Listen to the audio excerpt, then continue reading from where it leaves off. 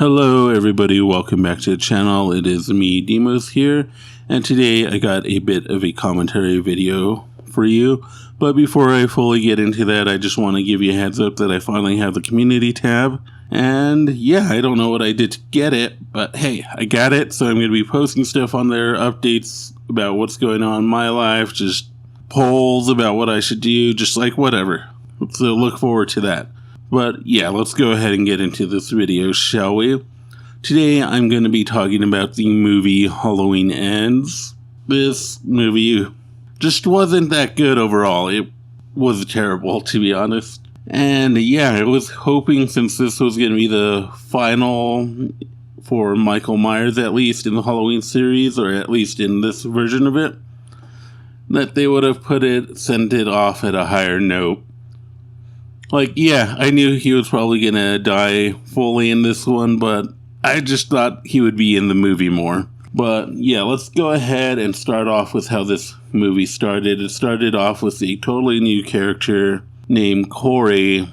Don't know his last name, don't give a shit. Corey is a shitty character, and yeah, they shouldn't have put him in here. It starts off with him babysitting a kid for a couple that he knows. Well, they go to like a Halloween party for a business or something. And he gets locked in the closet by the kid that he's babysitting. He kicks the door down and I think accidentally kicks him over the balcony, or like the door hits him and he like flies over the balcony and drops to the bottom floor and dies. And so he pretty much accidentally murdered a kid.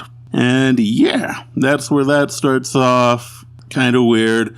And then it goes into like a few years later. He's now like graduated with a degree and everything and working for his father in his junkyard. And then they kind of introduce him to the granddaughter of Laurie Strode. I forget her name, but yeah, she's at least somewhat of a more interesting character than Corey. Like, it was just Laurie Strode and her granddaughter trying to fight off Michael Myers. This movie would have been way better.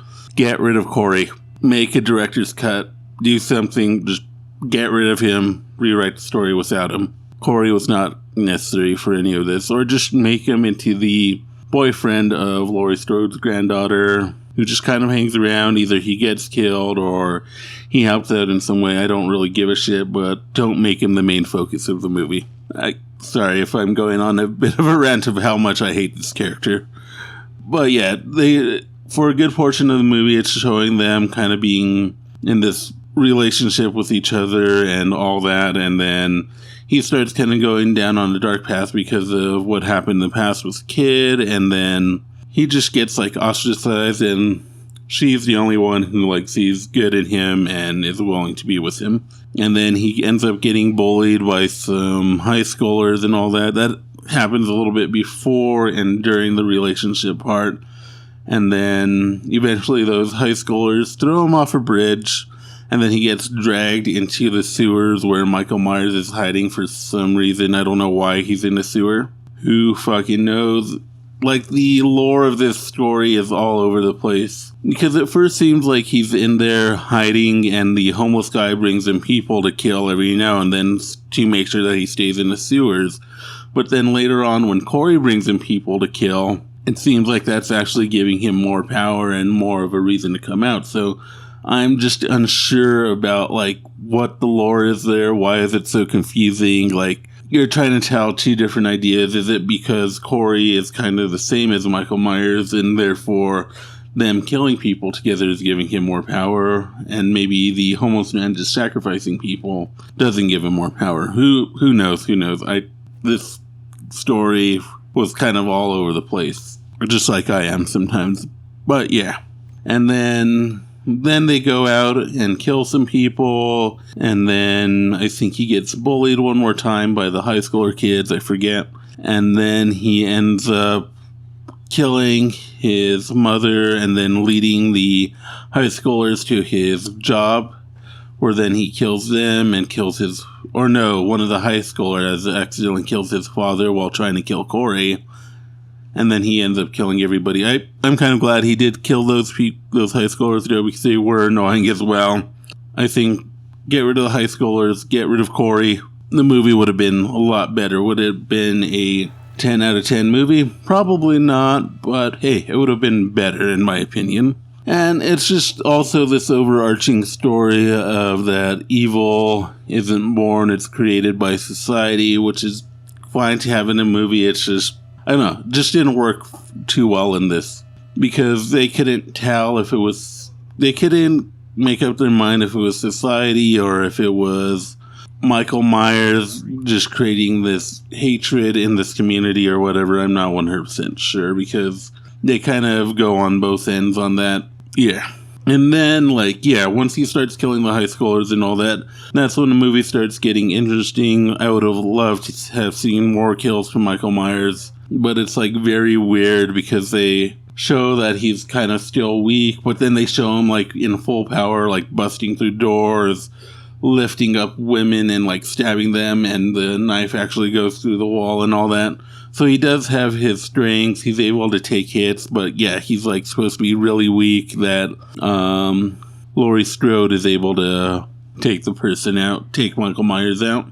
And then, yeah, but that happens towards the end. Let's go more into after they start killing people together and Corey kills the high schooler, kills the DJ that made fun of him, and then he tries to go kill Laurie Strode, the grandmother of the granddaughter. He ends up failing, and then he ends up he's oh, if I can't have her, then he stabs himself to make her look bad and in front of the granddaughter because she's at the door and just about to come in. And she ends up not calling the cops and just running away. But then she gets a call from the cops asking where her grandmother is because she just reported a suicide, basically. Then she goes back, and then she's Laurie Strode's in the house alone, and then she's basically there, and Michael Myers sneaks in, grabs his mask, and then they end up fighting. She ends up pinning both of his hands down with knives, nailing one in, and then dropping the refrigerator on them. It just gets a little bit ridiculous and over top in the end, which is fine, I guess, but I just wish there was more substance in the movie, just more Michael killing people, just to make that satisfying, oh, he's finally being defeated, a bit more pure fun right there. Because it's you don't even see him kill people, you just see him be weak, and then strong for a little bit, then weak again. It's he's not really much of a threat at this point. I get why you had to kill him and dispose of his body and all that. And then yeah, they finally end up killing him by slitting his throat and letting him bleed out. And then they tie him to a police car or a car in general, and then they drive him to the junkyard area where they also fix up vehicles and throw them in the grinder or whatever it is. And boom, he's dead. But yeah, I think it would have been interesting if they had both Laurie Strode and Michael Myers die together. I think that would have been more poetic and more, hey, this whole entire chapter is over. There's no way anything could come back. Laurie's dead. Myers is dead. Cool. Let's kind of move on from that now. And then it ends up happy ending. Laurie's alive. She, I think, I forget who she ends up with. I want to say it's the doctor, but I don't think it is. I think it's the police officer that was helping the doctor hunt Michael Myers. That's who I want to say it is, but I'm not 100% sure. They all kind of look very different from Halloween 1 and Halloween 2, so I'm not sure about that. And then Laurie Strode's granddaughter just drives off in the distance to escape Haddonfield, and then it ends. But yeah, that's pretty much it for the movie. Honestly, I would give this movie a 2 or 3 out of 10. It just wasn't that good for the most part. The only good parts were 20 minutes after, and it was about a 2-hour movie. So I think giving it a 2 or 3 out of 10 is fair, since that's around 18%. It was an hour and 51 minutes. Of that time, 20 minutes were at least enjoyable to watch. So yeah, that's my reason behind the rating. If you guys seen it, let me know what you guys thought of it. If you guys are going to watch it, let me know. I'm not going to tell you guys not to watch it. I'm not going to tell you guys to watch it. You do you. And then, yeah, basically have fun, make your choice, whatever. But yeah, that's going to be the end of this video. It was a bit more of a rant. And yeah, I hope you guys enjoyed it. See you guys next time. Have a wonderful day and peace the fuck out.